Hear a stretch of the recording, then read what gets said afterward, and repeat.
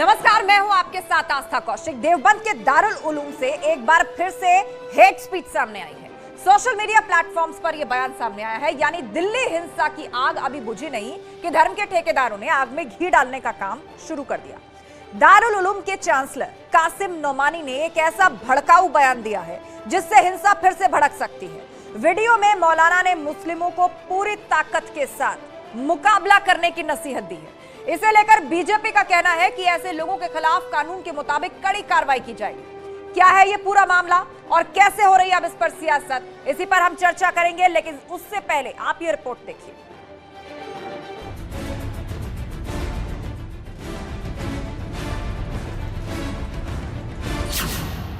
UP में मजहब की आड़ में दंगे का नारा बुलंद।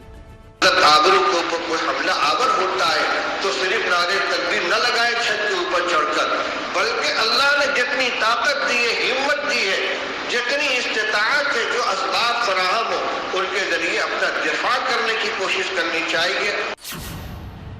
यूपी में मजहब का नाम दंगा भड़काना काम। जो भड़काऊ बयानबाजी करेंगे कानून के उनके खिलाफ जो आवश्यक कार्रवाई करेंगे।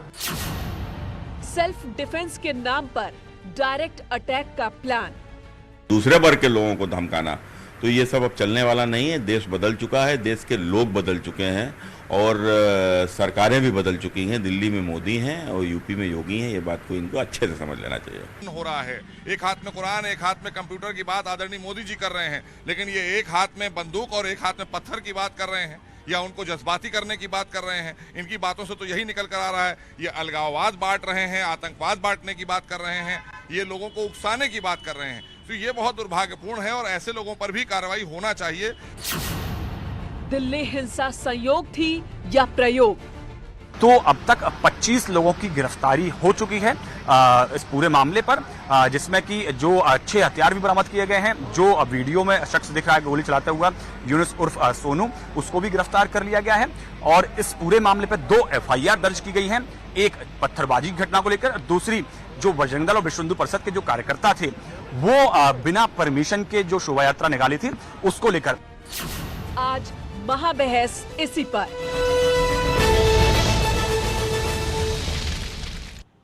तो आज की महाबहस शुरू करने से पहले ग्राफिक्स की मदद से आपको बता देते हैं अबुल कासिम नोमानी ने आखिर क्या कहा है अपने इस भड़काऊ बयान में। अगर हम पर हमला हुआ तो हम बुजदिल बनकर ना बैठें। अबुल कासिम नोमानी के ये लफ्ज हैं। छत से नारा बुलंद ना करें। अल्लाह ने जितनी ताकत दी है उसके साथ मुकाबला किया जाए। देश के कानून में आत्मरक्षा का अधिकार, बुजदिली का रास्ता छोड़े। सीधे तौर पर भड़काने वाली बात है जो यहां पर नोमानी करते हुए नजर आ रहे हैं। इस पर हम बहस करेंगे। चर्चा के लिए गेस्ट पैनल हमारे साथ जुड़ चुका है। SN सिंह भाजपा प्रवक्ता हमारे साथ हैं। थोड़ी देर में समाजवादी पार्टी समर्थक मीसम जैदी भी जुड़ेंगे। दानिश कुरैशी सामाजिक कार्यकर्ता वो भी हमारे साथ होंगे। शिशिर चतुर्वेदी हमारे साथ जुड़ गए हैं, हिंदू महासभा के प्रवक्ता हैं।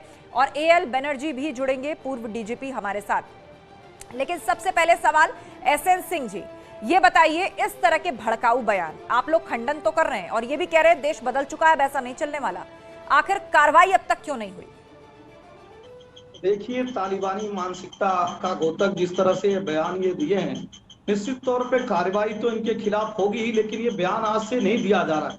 लगातार इस तरह के बयान भारत में और इस समाज के द्वारा दिया जाता रहा है। और जो कार्रवाई की बात ये कर रहे हैं, जहाँ पे ये बहुसंख्यक थे जम्मू कश्मीर में, वहां पे भी हिंदू धर्म ने कुछ नहीं किया, सीधे कार्रवाई करके उनको जो है और वहां से हिंदुओं को का प्लान करा दिया जाता है। मैं तो यही कहूंगा कि हम लोगों का जो नारा था, सर्वभौम सुखनों की बात हम करते हैं।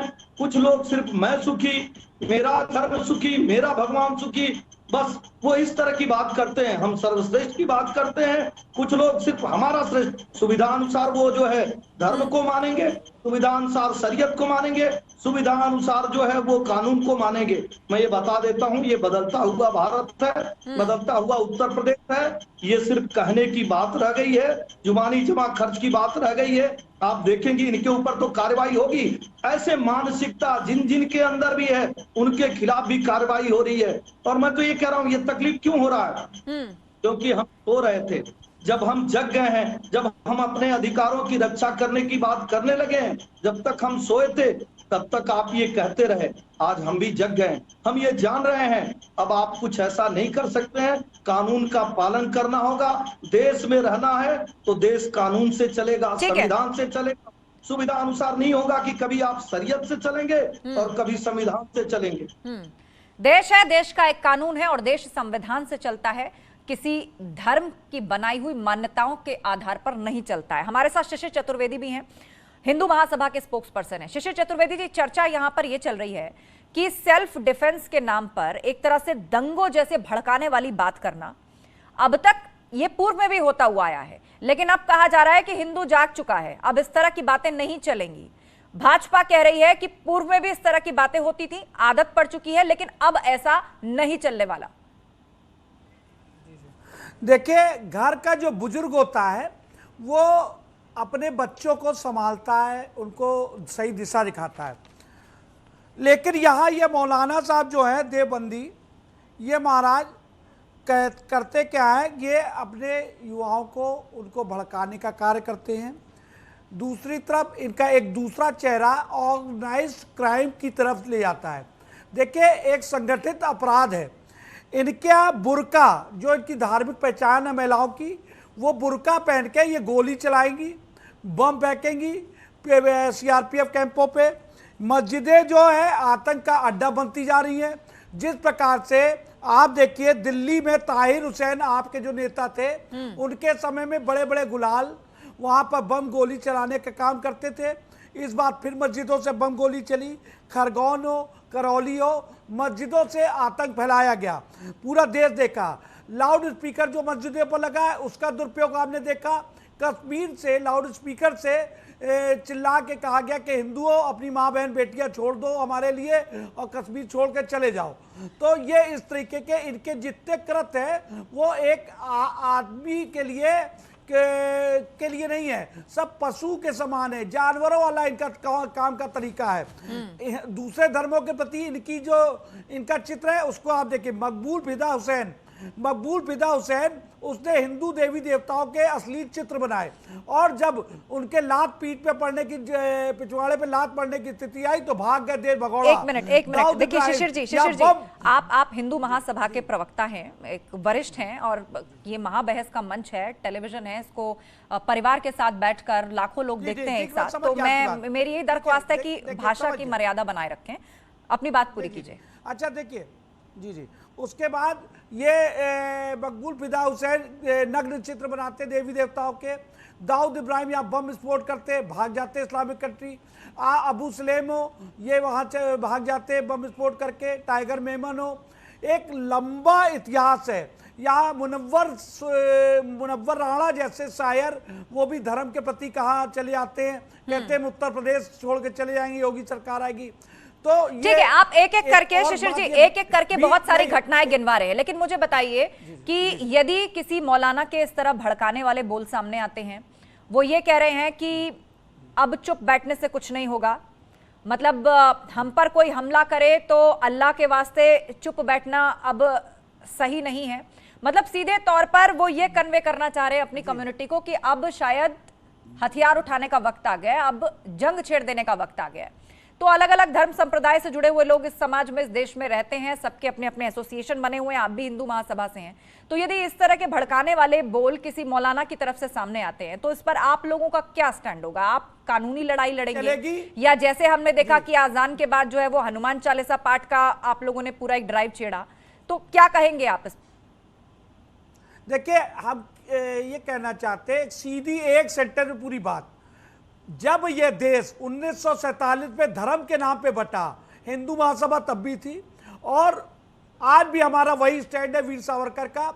जब धर्म के आधार पे पाकिस्तान बन सकता है तो सारा कचरा यहाँ छोड़ के इस देश को हिंदू राष्ट्र क्यों नहीं बनाया गया? जो कचरा यहाँ रह गया वो कचरा क्या कहता है कि राम मंदिर नहीं बनेगा, यहाँ पर अयोध्या में वो मथुरा में मंदिर नहीं बनेगा, यहाँ काशी मंदिर नहीं बनेगा, यहाँ कुतुब मीनार बना दी जाएगी मंदिर को तोड़ के, यहाँ पर ताजमहल जो मंदिर था उसको तोड़ के ताजमहल का नाम दे दिया जाएगा, हमारी पहचान को छुपाया, हमारी संस्कृति को खत्म किया जाएगा। तो इस प्रकार से ये जो बुजुर्ग है, ये नोमानी जैसे बुजुर्ग, ये किस काम के हैं बताइए? बच्चों को समझाने की बजाय बिगाड़ने का काम करते हैं। ठीक है, ठीक है शिशिर जी, आपने अपनी बात पूरे विस्तार से रखी। दानिश कुरैशी भी हमारे साथ जुड़ गए हैं, मुस्लिम एक्टिविस्ट हैं। दानिश कुरैशी, सबसे पहले बताइए कि क्या आप भी नोमानी जैसे लोगों की बात का समर्थन करते हैं? राइट टू डिफेंस को वो ऐसे एक्सप्लेन कर रहे हैं कि हमें अपने परिवार का, अपनी जान माल संपत्ति के सुरक्षा का अधिकार है, तो इसीलिए अब चुप बैठने से कुछ नहीं होगा, बुजदिली का रास्ता छोड़ना होगा। तो आखिर क्या कहने की कोशिश कर रहे हैं? ये तो सीधे तौर पर हिंसा या दंगा भड़काने वाली बात है। क्या कहना चाहेंगे आप समर्थन करते हैं ऐसी भाषा का, या जो शिशिर चतुर्वेदी कह रहे हैं कि बड़े बुजुर्गों का काम होता है समझाना, शांति बनाए रखना, ये तो आने वाली कौमों को भड़का रहे हैं?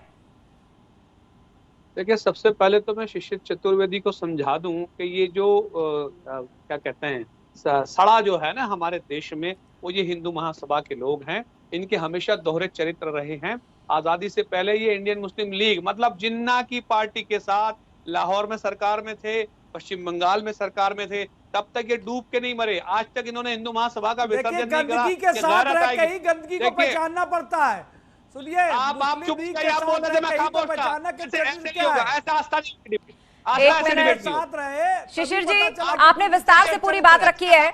शिशिर जी, आपने विस्तार से पूरी बात रखी है, आगे भी आपको बात कहने का मौका मिलेगा, लेकिन दानिश कुरैशी अभी जुड़े, पहले ही अपनी बात पूरी कर लें। दानिश कुरैशी, अब दूसरी बात यह है कि ऐसे जो कैंसर हैं देश के, जो सांप्रदायिकता का कैंसर दिन पे दिन बढ़ता जा रहा है, इनका ऑपरेशन जरूरी है।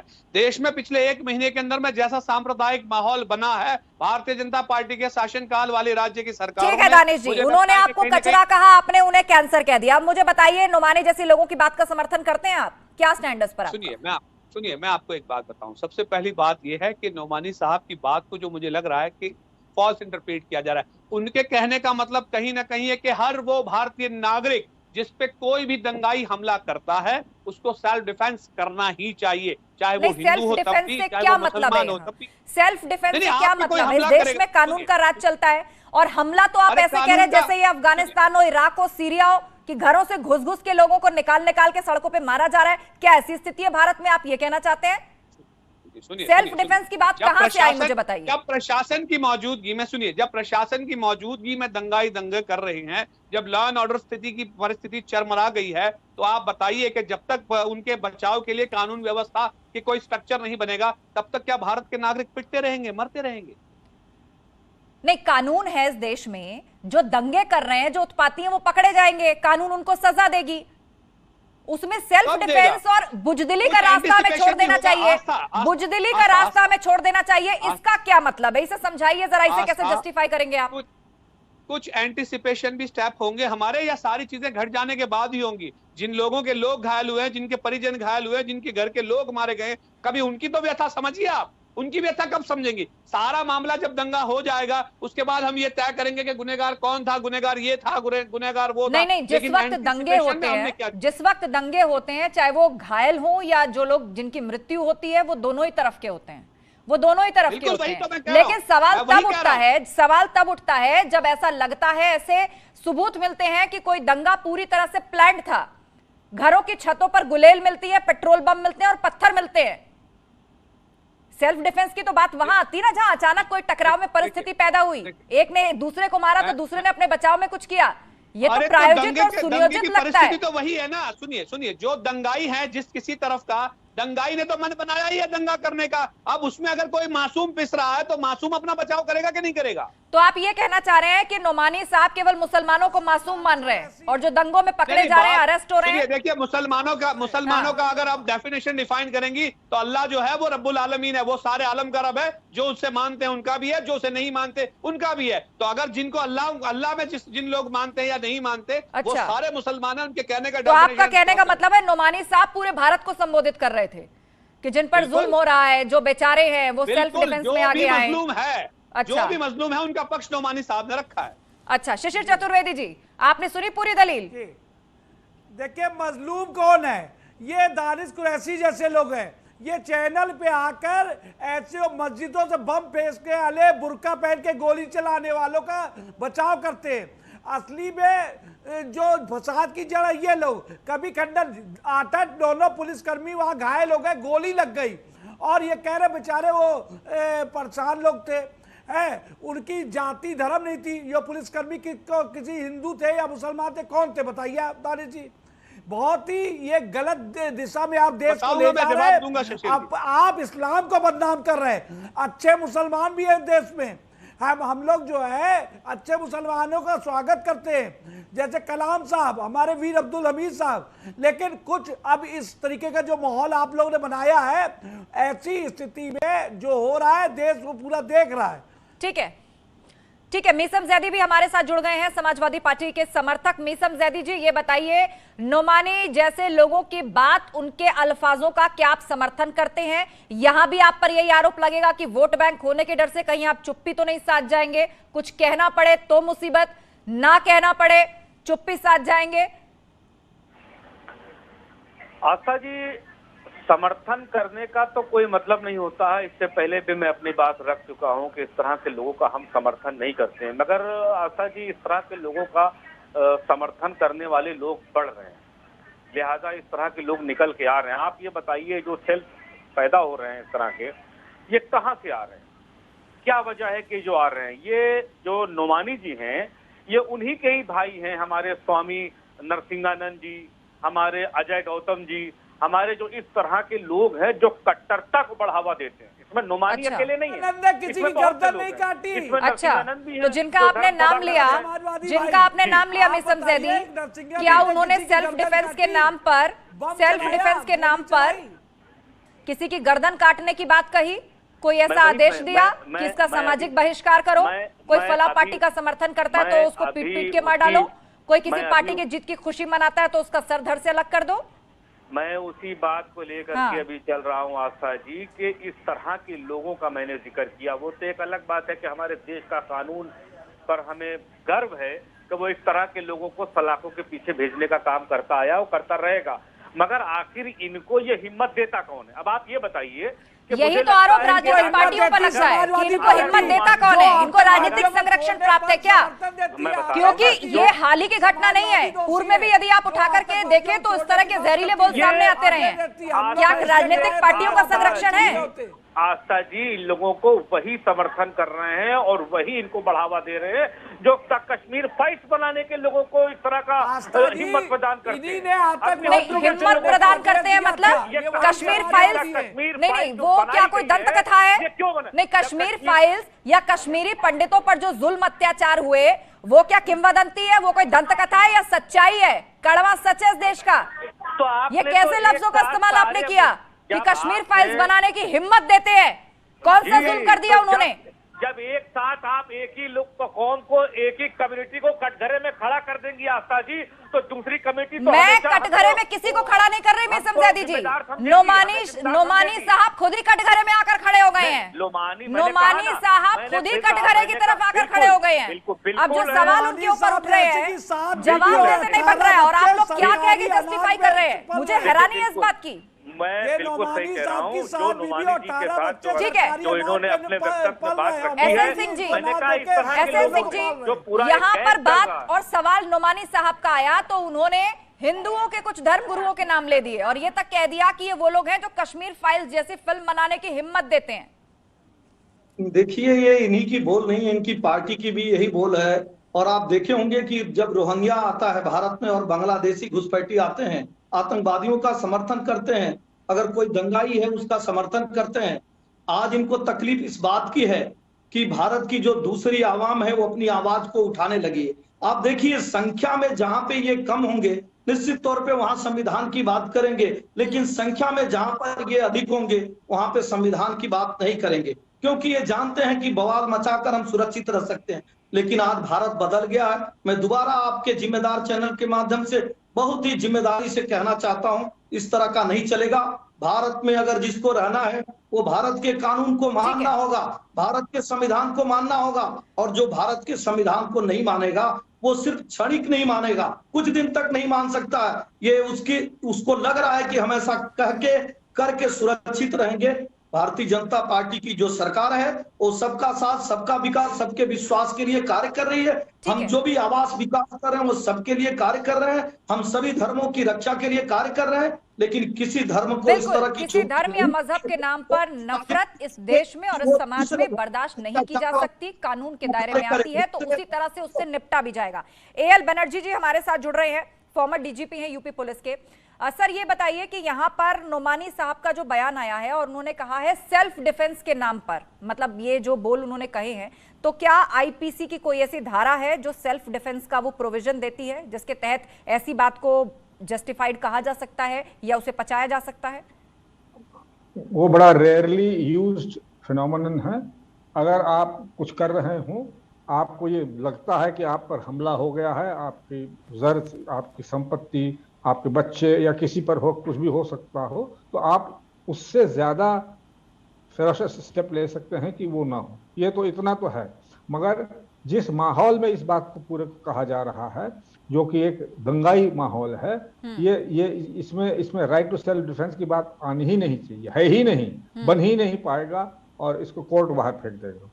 ये क्लियर कट केस है कि हम मतलब जो भी पार्टी है जो चढ़ के मार करना चाह रही है, ये किसी भी हालत में इसको क्षमा नहीं किया जा सकता है और इस पर एक्शन हर हालत में होना चाहिए। बिल्कुल, तो आप कह रहे हैं कि किसी भी हालत में दंगों की परिस्थिति में इसको एक्सक्लूड नहीं किया जा सकता, क्षमा नहीं किया जा सकता और ये सजा के प्रावधानों के अंतर्गत आता है। मतलब जिस तरह के शब्द और जिस तरह की बातें सेल्फ डिफेंस के नाम पर अपनी पूरी कौम को ललकारते हुए या उनको आगाह करते हुए नोमानी साहब कह रहे हैं, वो कम से कम कानून की आड़ लेकर बच नहीं सकते। दानिश कुरैशी जी बताइए, कानून के जानकार भी कह रहे हैं जिस सेल्फ डिफेंस की थिन लाइन को अभी आप एक्सप्लेन कर रहे थे कि यदि ऐसी परिस्थिति है तो कोई क्यों नहीं अपनी रक्षा में आर पार की स्थिति कर सकता या झगड़ा कर सकता या हथियार उठा सकता, क्या आप उसको भी जस्टिफाई करेंगे?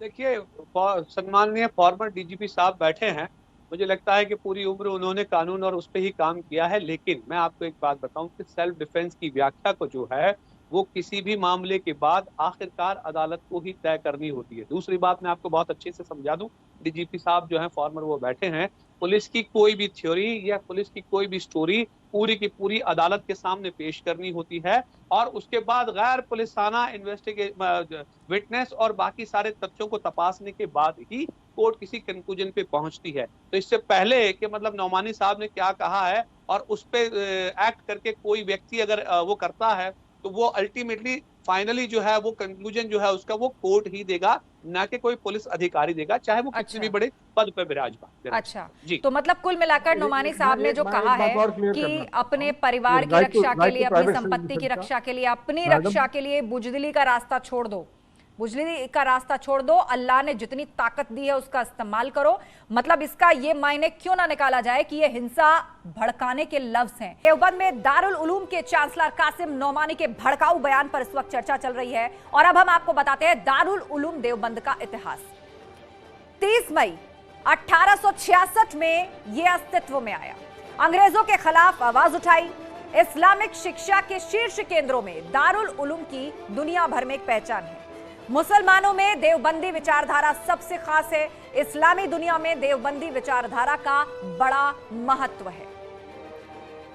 देवबंद में दारुल उलूम 30 मई 1866 में अस्तित्व में आया, अंग्रेजों के खिलाफ इसने आवाज उठाई, इस्लामिक शिक्षा के शीर्ष केंद्रों में से एक है।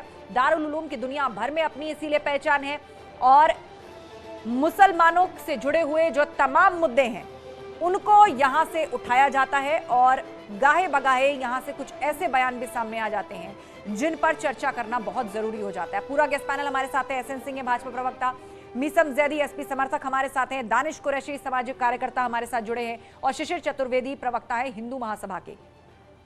तो दानिश कुरैशी बताइए, दारुल उलूम देवबंद, उसके चांसलर नौमानी साहब, उनसे उम्मीद की जाती है और हमने अभी अपने इंट्रोडक्शन में बताया भी कि दारुल उलूम देवबंद की पहचान क्यों है, वो किस लिए विख्यात है, लेकिन एक चांसलर की इस तरह की बयानबाजी से मजहब के नाम पर दंगे भड़काने से क्यों ना जोड़ा जाए? ये तो सीधे सीधे हिंसक शब्द हैं। देखिए, आपको इजाजत है, आप जहां कुछ भी जैसा भी जोड़ना चाहें आप जोड़ सकते हैं। मैं पहले भी कह चुका हूं कि आखिरी फैसला अदालत का होगा और मुझे नहीं लगता है कि उनके स्टेटमेंट से, क्योंकि एक्चुअली में जो सिलेक्टिव वर्ड्स जो हैं वो अगर आप देखेंगी तो दिक्कत रहेगी। उनकी पूरी जो स्पीच है, आप पूरी स्पीच सुनेंगी ना तो फिर मुझे नहीं लगता कि उसमें कुछ बाकी रह जाता है क्लैरिफिकेशन के लिए। दूसरे नंबर की बात, देवबंद के इतिहास के बारे में आपने जो बताया, मैं आपको बता दूं, इस देवबंद में अच्छे अच्छे लोग पढ़ के निकले हैं जब मदरसों का एजुकेशन अपने उफान पर था, तरक्की पे था। लेकिन मामला ये है कि जिस तरीके से आज़ादी के बाद इस देश में मदरसों को टारगेट किया जा रहा है ना, वो बहुत प्रॉब्लमेटिक है। और ये पॉलिटिकल डिस्कशन टारगेट यहाँ पर कहा जा रहा है कि एक हाथ में कुरान हो, दूसरे हाथ में कंप्यूटर हो, मौजूदा सरकार जो कहती है या जो दावा करती है। लेकिन यहाँ तो परिस्थिति ऐसी है कि एक हाथ में कुरान है तो दूसरे हाथ में पत्थर है। इस विचारधारा का विरोध हो रहा है, इस कॉम्बिनेशन का विरोध हो रहा है। सुनिए, देखिए, सबसे पहले तो मामला क्या है, राजनीतिक पार्टियां जो होती है ना, उनके कहने के स्लोगन कुछ और होते हैं, चुनाव जीतने के बाद वो जुमले हो जाते हैं। इसलिए वो एक हाथ में कुरान एक हाथ में कंप्यूटर भूल जाइए। सबसे पहले वो अपने सरकारी महकमे को पूरा कंप्यूटराइज कर ले, तभी बहुत बढ़िया हो जाएगा। पूरे उत्तर प्रदेश को पहले बिजली दे दे ताकि कंप्यूटर का इस्तेमाल हो सके, तो ज्यादा बेटर है। कुरान कंप्यूटर बाद में दीजिएगा, पहले कंप्यूटर इस्तेमाल करने के लिए बाबा बिजली दे दें। दूसरे नंबर की बात हम ये कह रहे हैं कि जो आप कह रही है ना, दरअसल इसमें दिक्कत क्या है, मैं वही कह रहा हूँ कि ये पॉलिटिकली टारगेट इसीलिए है क्योंकि मुझे लगता है कि इंडिया के अंदर में सबसे ज्यादा वेल ऑर्गेनाइज अगर कोई ऑर्गेनाइजेशन है तो वो यही है। और बिल्कुल शांति तरीके से, सबसे ज्यादा शांत अगर कोई मैं मानता हूँ जहनियत है इस देश में हमारे, तो वो देवबंद से वाबस्ता लोगों का है। जो आप एनालिसिस करेंगे या आप अपने तरीके से रिपोर्ट निकालेंगे तब भी निकल आएगा। उसके बावजूद भी एक इतने सीनियर धर्मगुरु के स्टेटमेंट को जिस तरह तोड़ा और मरोड़ा जा रहा है हमारे देश में, मुझे लगता है कि ये बहुत निंदनीय है, ऐसा नहीं होना। ठीक है, आपका ये कहना है कि स्टेटमेंट को तोड़ मरोड़ के पेश किया जा रहा है। एसएन सिंह जी बताइए, सबसे पहली बात तो ये, या दानिश कुरैशी कह रहे हैं कि आजादी के बाद से खास तौर पर मदरसों को टारगेट किया जा रहा है और अब नोमानी साहब के स्टेटमेंट को सेलेक्टिव तरीके से देखा जा रहा है और ये सब कुछ राजनीति की वजह से हो रहा है। वो सही कह रहे हैं क्योंकि ये भी उसी विचारधारा से जुड़े हुए हैं और उस विचारधारा का समर्थन करते हैं। जब एक साधु, निहत्था साधु, महाराष्ट्र में उसको निहत्थे साधु पे हत्या हो जाती है, उसकी क्या वो आत्मरक्षा में हत्या होती है? उस पे तो दानिश साहब कुछ नहीं बोलते हैं और नहीं उस पे इनके वाइस चांसलर कुछ बोलते हैं। जब महाराष्ट्र को छोड़ दीजिए, पश्चिम बंगाल में जब हिंदुओं के घर जला दिए जाते हैं और 200 लोगों की हत्याएं हो जाती हैं, आप उस पे एक शब्द नहीं बोलते हैं। जब केरल में इस तरह की घटना होती है, आप एक बार भी नहीं कहते हैं कि स्वयंसेवक अकेले साइकिल से जा रहा था, 10 लड़के खींच के और चाकुओं से गोद देते हैं। देखिए, सुविधा के अनुसार मानना, सुविधा के अनुसार धर्म को मानना और सुविधा के अनुसार संविधान को मानना इनका कार्य हो गया है, ऐसे लोगों का कार्य हो गया है। लेकिन मैं दोबारा आपको कह रहा हूं, ये कार्य चलने वाला नहीं है। किसको चलाएंगे आप? दूसरा पक्ष भी जागरूक हो गया है, कानून अपना कार्य करने लगा है, देश और प्रदेश की सरकारें बदल गई हैं। वो छूट नहीं मिलने वाला है कि आप किसी भी घटना को अंजाम कर देंगे और कैराना जैसे प्लान करा के और सरकार की गोद में जाकर बैठ जाएंगे। इस तरह से नहीं होगा। अब कानून सबके लिए बराबर रहेगा। गलत कार्य करेंगे निश्चित तौर पे दंड के भागी होंगे और दंड भुगतना पड़ेगा। ठीक है, दानिश कुरैशी कुछ कहना चाह रहे हैं, आपकी बातें सुन रहे हैं। दानिश कुरैशी कहना चाह रहे हैं। सबसे पहले प्रॉब्लम क्या है भारतीय जनता पार्टी का पता है? ये तेल लगाए हुए पहलवान की तरह है, इनको एक छोर से पकड़ो तो दूसरे छोर से भाग जाते हैं। बात अभी हो रही है देवबंद के वाइस चांसलर की। अब आप सुनिए, आप बोल रहे थे मैं खामोश था, मुझे सुन लीजिए, फिर बोलिएगा। ऐसे डिबेट नहीं होगी, आप जो है कुछ भी कहने के लिए स्वतंत्र नहीं है कि आप धर्म को माना जाए। और एक एक करके बोलिए आप लोग, एक एक करके बोलिए आप लोग, एक मिनट। राजनीतिक किस तरह की चीजों को मानते हैं। ठीक है, एसएन सिंह जी, एक बार दानिश कुरैशी बात पूरी कर ले, उसके बाद आपको काउंटर करने का मौका मिलेगा। दानिश कुरैशी, आपकी आवाज इस तरह से उठेगी जहां आप सैकड़ों की संख्या में आप शांत रहते हैं, जहां आप लाखों की संख्या में वहां अशांत हो जाते हैं। इस तरह का देवबंद, किस तरह की विचारधारा, ये विचारधारा नहीं चलने वाली है। हम शांत थे इसीलिए ये विचारधारा चल रही थी। अब की बार मोदी सरकार, इन्होंने किसानों पे कर्ज दुगना कर दिया, इन्होंने किसानों की कमर तोड़ दी, उस पे बात नहीं करेंगे। रोज 2 रुपए, 4 रुपए, 5 रुपए, आतंकवादी किसान की बात क्या करेगा जो आतंकवादियों के लिए आंसू बहाता हो, जो पार्लियामेंट पे अगर कोई अटैक कर रहा है। एक एक करके बोलिए आप लोग। बढ़ रहे हैं और नरेंद्र मोदी कानून बनता है वो आपके लिए अच्छा होता है और CA/NRC आपके लिए खराब हो जाता है। जो कानून आपके लिए बने वो अच्छा है। और अच्छा ठीक है, दानिश कुरैशी जी और एसएन सिंह जी, आपको मैं रोकना चाहूंगी, आप दोनों एक ही समय पर एक साथ बोल रहे हैं। किसी की भी आवाज साफ नहीं जाएगी। आप कह रहे हैं जनता तक पहुंच नहीं पाएगा। ठीक है, आप दोनों शांत हो जाइए। शिशिर चतुर्वेदी जी, देखिए ऐसा है कि इस पूरी फसाद को समझने के लिए एक बात पे आना पड़ेगा। तारिक फतेह जो एक मुसलमान है, तस्लीमा नसरीन जो एक मुसलमान है, पूर्व मुसलमान वसीम रिजवी ये भी मुसलमान है, इन सभी ने एक बात कॉमन कही। क्या कहा? कुरान के अंदर 22 आयतें हैं जो कि विवादित है। उन आयतों के कारण दुनिया में फसाद दंगे हो रहे हैं, उन विवादित आयतों पे प्रतिबंध लगाया जाए। ये एक हिंदू शिशिर चतुर्वेदी नहीं कह रहा है, ये कौन कह रहा है? ये मुसलमान कह रहे हैं। नमाज पढ़ने वाले दूसरे फिरके के लोगों की गर्दनें काट देना, और दिल्ली में दंगे का वक्त और स्वीडन में कत्लेआम बम चलाने का वक्त एक ही था। दोनों जगह एक ही जैसी घटनाएं हो रही थी। और जिस देवबंद की बात कर रहे थे, लखनऊ में कमलेश तिवारी की गर्दन काटी जाती है और इसी देवबंद पे पहले प्रदर्शन होता है। हजारों मुसलमान देवबंद से निकलते हैं जो वहां पढ़ने छात्र गए थे, और वो वहां प्रदर्शन में शामिल होकर कमलेश जी की गर्दन मांगते हैं। बताइए ये कौन सी शिक्षा दे रहे हैं? ये कुरान के अंदर ऐसी विवादित 22 आयतें हैं जो दूसरे धर्मों के प्रति नफरत फैलाती है। इसी की वजह से पूरी दुनिया में फसाद हो रहा है, दंगे हो रहे हैं, कत्लेआम हो रही है, गर्दनें काटी जा रही है, तो ऑर्गेनाइज्ड क्राइम हो रहा है एक तरीके से। तो इस बात पे ये कुरैशी जी नहीं बोलेंगे, नहीं बोलेंगे। कुरैशी जी जवाब देंगे, बेघर कर जवाब देंगे इस बात पे। मीसम ज़ैदी मैं आपके पास आ रही हूँ, एक बार दानिश कुरैशी जवाब दे दे इस बात का, फिर मीसम ज़ैदी। ठीक है शिशिर जी, आपने बात पूरी कर ली, आपने शिशिर जी बात आपने पूरी कर ली। दानिश कुरैशी। हरिशंकर जैन जी ने अब आस्था जी मैं तब बोलूंगा जब बीच में कोई इंटरवीन ना करे। कोई बोलेगा तो फिर मुझे इस तरीके से बहस में। आपने अपनी बात पूरी कर ली, अब दानिश कुरैशी जी अपनी बात रखिए 7 सेकंड में। शशीर जी को मैं बताता हूँ, सुनिए, शशीर जी को मैं बताता हूँ कि अभी जो हाल फिलहाल चाइना ने यूक्रेन पे हमला कर रखा है ना, ये नास्तिकतावाद में मानते हैं। ये वही चाइना है जो हमारे लद्दाख में घुस के हजारों किलोमीटर कवर कर चुका है। ये कौन से इस्लाम में मानते हैं ये बताइए। उसके बाद देखिए फिर बीच में बोले आस्था जी ऐसे नहीं होगा। ठीक है छोले बोल लीजिए। 1 मिनट। अब चाइना की अगर हम बात करें, लद्दाख की अगर हम बात करें आस्था जी, तो एक हफ्ते तक प्रधानमंत्री जी के मुंह से आवाज नहीं निकल रही थी। पहले उन्होंने ये कहा कि ऐसी कोई घटना नहीं घटी है, फिर जब समूचा विपक्ष हावी हुआ तब जाके उन्होंने कहा कि हाँ ऐसी घटना हुई है। आज हमारी हजारों हेक्टेयर जमीन जो है वो चाइना हड़प कर चुका है। अरे किस भारत माता की दुहाई देते हैं अगर हम अपनी जमीन की हिफाजत नहीं कर सकते? तो आप जैसे लोग सिर्फ देश में अराजकता फैला सकते हैं, देश के लिए कुर्बानी नहीं दे सकते। शिशिर जी ठीक है।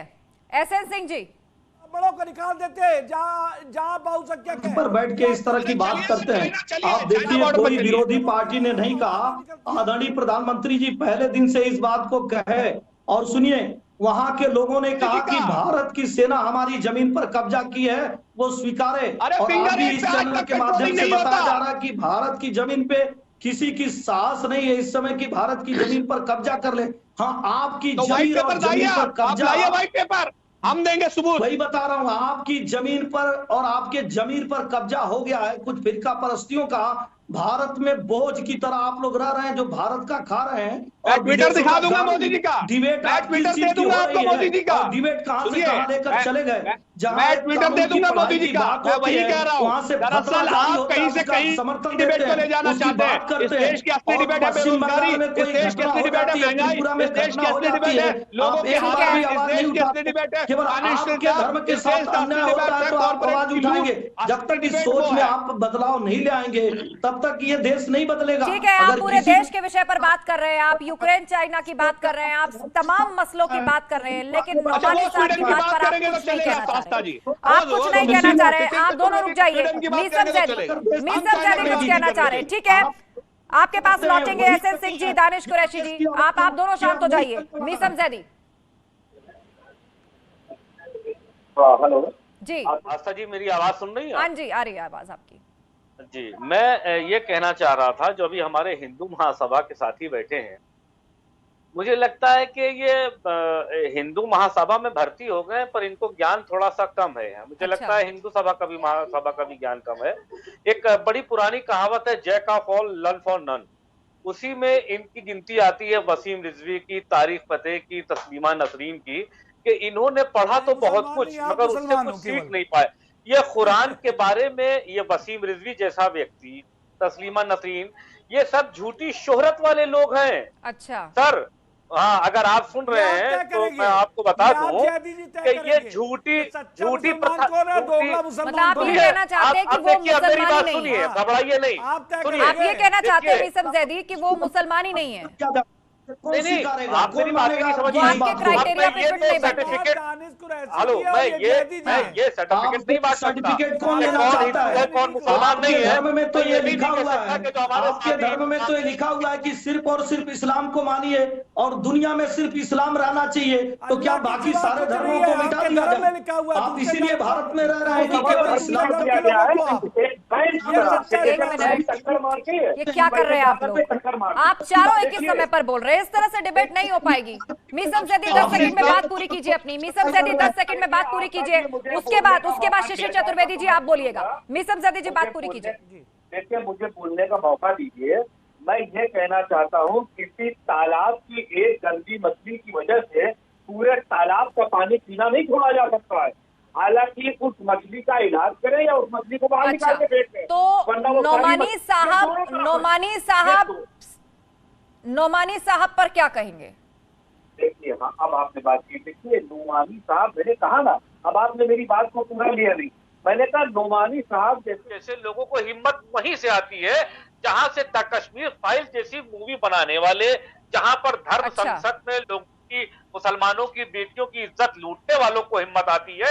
ये सब एक ही जैसे। अगर इस तरह से नुमानी जी ने अगर कोई बात कही, अगर हथियार उठाने की, देश का कानून हाथ में लेने की, हिंसा करने की, अगर मेरे किसी हिंदू भाई को नुकसान पहुंचाने की, और अगर एक रोया भी तोड़ने की बात करी, तो मैं नुमानी जी के विचारों से अपने मत को अलग करता हूं। मैं नुमानी जी के विचारों का खंडन करता हूं। शिशिर चतुर्वेदी, देखिए, ये समाजवादी जो भाई हैं हमारे, इनसे केवल एक लाइन पूछता हूं। उत्तर प्रदेश में जब इनकी सरकार थी तो आतंकियों को छोड़ने का आदेश इनकी सरकार ने दिया था कि नहीं दिया था? ये बताएं, आतंकवादियों से रिश्ता क्या कहलाता है? ये बस बता दें। अगर आतंकवादियों की रिहाई को अगर हम लोग ने स्टे ना कराया होता, समाजवादी पार्टी तो ये आतंकवादियों को छोड़ रहे थे। अब इनसे पूछिए, आतंक से इनका रिश्ता क्या है? आतंकवादी है, निर्दोष राम भक्तों पे गोलियां चलवाने वाले, और ये दूसरे एक मिनट मीसम जैदी, बात पूरी होने दीजिए, उसके बाद आपको अपनी बात रखने का मौका मिलेगा। शिशिर चतुर्वेदी जी 10 सेकंड में बात पूरी कीजिए। तो ये जैदी जी जैसे ये अपने को सच्चा मुसलमान बताते हैं और बाकी मुसलमान फिरका परस्त हो जाते हैं। इनका लिखा हुआ है सीधे सीधे दूसरे के धर्म के लोग जो काफिर है उनकी गर्दनें काटना, उनकी बहन बेटियों की इज्जत लूटना, उसके शराब में उनको 72 हूरें मिलेगी, शराब मिलेगी। तो ये सब हमने नहीं बताया, ये सब यही 3 मुसलमान बता रहे हैं और उनके जैसे सैकड़ों मुसलमान बता रहे हैं। अगर जवाब जैदी जी देना है, कुरैशी जी देना है, तो उन मुसलमानों को दो, वो भी उसी कुरान को पढ़ के आए हैं जिस कुरान को आप पढ़ रहे हो। दुनिया भर में एक ही कुरान पढ़ी जाती है, ये आप जानते हैं। सीरिया में लड़ने वाला लड़ाका वो आपका भाई हो सकता है, लेकिन में बगल में रहने वाले आपके भाई नहीं हो सकते। ये है कुरान। उसकी कुरान तो गुरु नानक जी ने भी पढ़ा है। सीरिया में लड़ने वाला, गर्दन काटने वाला वो आपका भाई है। उसके कुरान को महात्मा गांधी जी ने भी पढ़ा है। उसी कुरान को वसीम रिजवी ने पढ़ा है, तारिक फतेह ने पढ़ा है, उसी कुरान को। लेकिन उसी कुरान को मानते हुए दूसरे धर्म का भी सम्मान करिए, उसी कुरान को मानते हुए दूसरे धर्म को भी स्वीकारिए। आप तो कहते हैं हमारे धर्म के अलावा। ठीक है, मीसम जैदी, शिशिर चतुर्वेदी, आप दोनों शांत हो जाइए। आप दोनों ने अपनी बात रख ली है, आप दोनों ने अपनी बात रख ली है। आप दोनों शांत हो जाइए, आप दोनों शांत हो जाइए। शिशिर चतुर्वेदी और मीसम जैदी, आप दोनों बात पूरी कर चुके हैं। एसएन सिंह जी कुछ कह रहे हैं। आतंकियों के साथ है। देखिए, जब तक ये विचारधारा नहीं बदलेगी, अगर मुस्लिम समाज कोई करता है हिंदुओं पे अत्याचार, तो सबसे पहले मुस्लिम समाज को आगे आके कहना होगा, चाहे वो कलकत्ता हो, केरल हो, महाराष्ट्र हो, कि ये जो है गलत हुआ है। और जब मुस्लिमों पे अगर कोई अत्याचार हो रहा है, जब तक हिंदू समाज आगे बढ़कर ये नहीं कहेगा कि ये गलत हो रहा है, तब तक मुझे नहीं लग रहा है कि कोई न्यायप्रिय बात हो पाएगी। लेकिन आप देखे होंगे, हमेशा से एक धर्म के द्वारा उस धर्म के साथ खड़े हो जाना, चाहे बेशक वो आतंकवादी हो, और उन 70 लोगों को भी बताने का प्रयास करेंगे। बनाया जा रहा है। बाद में आप देखेंगे कि कोर्ट उसको फांसी तक की सजा देती है। मैं कह रहा हूं ऐसे विचारधाराओं को बदलिए, भारत के साथ जुड़िए, भारत माता और वंदे मातरम का नारा बुलंद करिए और संविधान को मानिए। तो इस तरह का परिवर्तन आप अपने अंदर ले आएंगे, निश्चित तौर पे एक नया भारत होगा, नया उत्तर प्रदेश होगा, नई सोच होगी, नई समझदारी होगी। तमाम बुराइयां ठीक है एसएन सिंह जी, ठीक है एसएन सिंह जी, नहीं कर रहे हैं। ऐसा दानिश कुरैशी कुछ कहना चाह रहे हैं, दानिश कुरैशी इस बीच कुछ बात रखना चाह रहे हैं। जी दानिश जी बोलिए बोलिए। देखिए भाजपा के प्रवक्ता जो कह रहे हैं मैं आपको बताऊं, वो ये कह रहे हैं हमको भी मानिए, हम जरूर मुसलमान निकले बाहर आके उसको कंडेम करें। चलिए हम एक बात 1 मिनट के लिए मान लेते हैं कि मुसलमान आके कंडेम करें। सबसे पहले तो आप स्वीकार कर लें कि आप राज सत्ता चलाने के लिए नाकाबिल लोग हैं, नकारे लोग हैं। आप भारतीय नागरिकों की सुरक्षा नहीं यहाँ पे बैठ के अगर आप नकारे नहीं होते तो समझदारी की बात करते। जो आदमी मूर्ख होता है, महामूर्ख होता है, बेईमान होता है, धूर्त होता है, अपराधी होता है, जो एक कौम की बात करता है। आपका प्रॉब्लम ये है कि आप बीच में बोलते हैं। आपको भाजपा ने इतनी तहजीब भी नहीं सिखाई, आपको भाजपा ने इतनी तहजीब भी नहीं सिखाई कि जब की बात करता हो नहीं।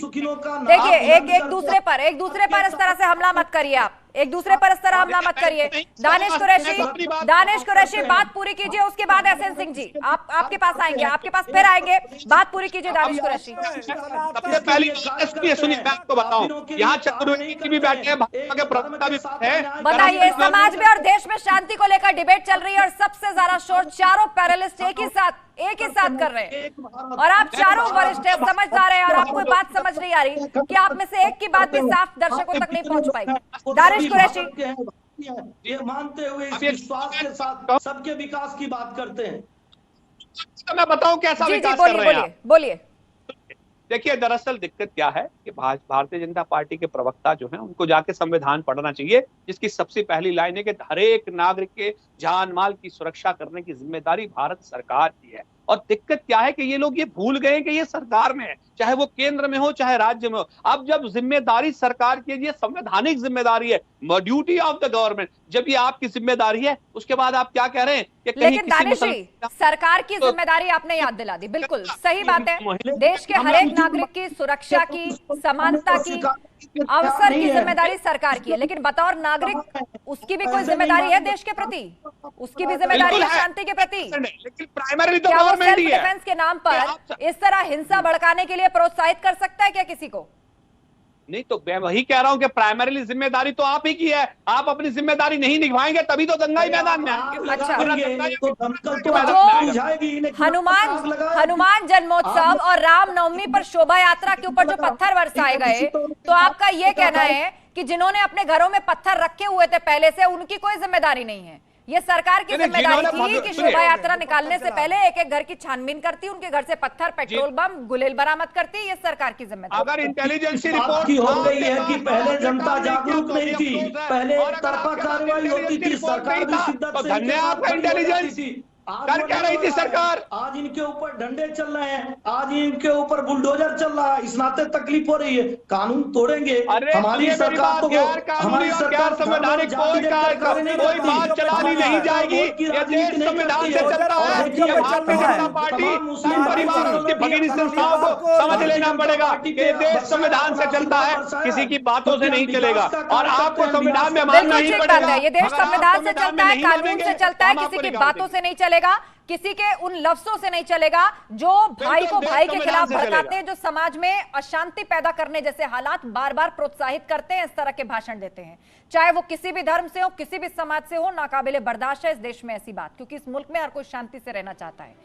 देश की शांति और सुरक्षा की जिम्मेदारी यदि सरकारों की है तो यहां पर रहने वाले हर उस नागरिक की भी है कि वो एक दूसरे की भावनाओं का सम्मान करें और कम से कम ऐसा माहौल ना पैदा करें कि एक खास धर्म और इस खास वर्ग को बार बार यह एहसास कराया जाता रहे कि देखो तुम्ही को टारगेट किया जा रहा है।